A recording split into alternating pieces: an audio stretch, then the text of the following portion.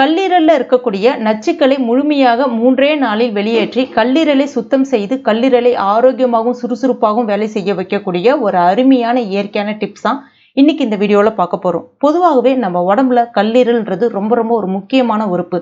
கல்லீரல்ல நச்சுக்கள் தங்கியிருந்தாலோ, அதாவது ஃபேட்டி லிவர்னு கூட சொல்லுவாங்க சில பேர்.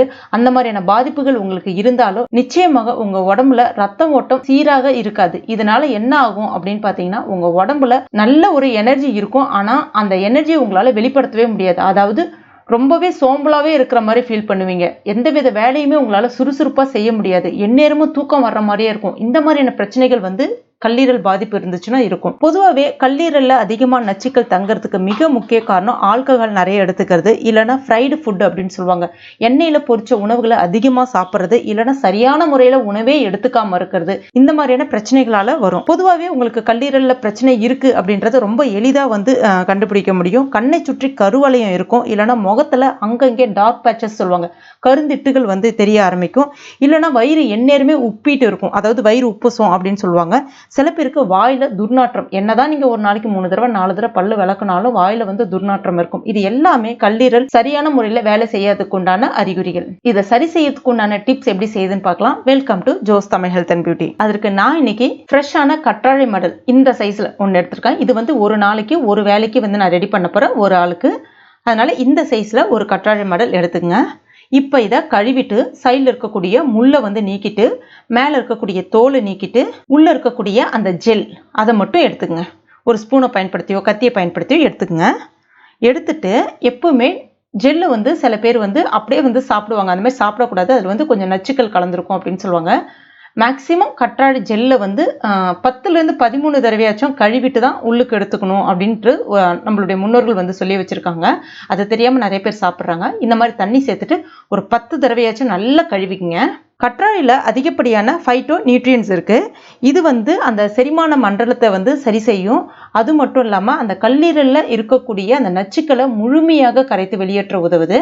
உடம்புல ரத்த ஓட்டத்தை நல்லா சீர் பண்ண செய்யுது. இப்போ நான் கற்றாழையை நல்லா கழுவிட்டு எடுத்துகிட்டு வச்சுருக்கேன்.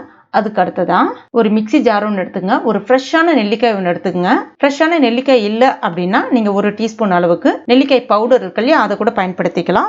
உங்களுக்கு நாட்டு மருந்து கடைகளில் கிடைக்கும். இப்போ இந்த நெல்லிக்காயில் அதிகப்படியான விட்டமின் சி இருக்குது. பொதுவாகவே விட்டமின் சி நம்ம நிறைய எடுத்துக்கணும். நிறைய எடுத்துக்கிட்டாலே நம்ம உடம்புல நச்சுக்கள் முழுமையாக கரைந்து வெளியேறிடும். இதனால உடம்புல ரத்த ஓட்டம் சீராக ஆரம்பிக்கும். உடம்பும் நல்லா சுறுசுறுப்பாக ஆரோக்கியமாக இருக்கும்.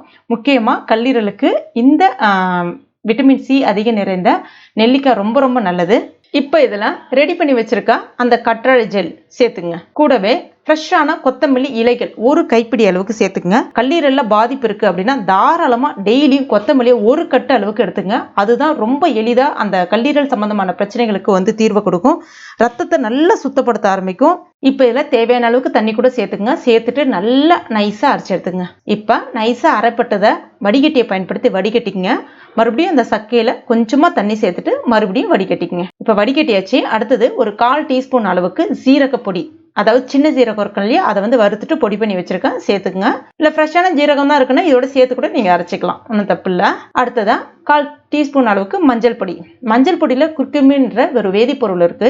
இது அந்த கல்லீரல் சம்பந்தமான எல்லா பிரச்சனைகளுக்குமே நல்ல ஒரு தீர்வை கொடுக்கும். முக்கியமா மஞ்சள்ன்றது நம்மளுடைய உடம்புக்கு ரொம்ப ஒரு ஆரோக்கியத்தை தருது. டெய்லியுமே அட்லீஸ்ட் ஒரு 1/4லேருந்து 1/2 டீஸ்பூன் அளவுக்கு மஞ்சள் பொடி நம்ம உடம்புக்கு சேர்த்துக்கணும். அது ரொம்ப நல்லது.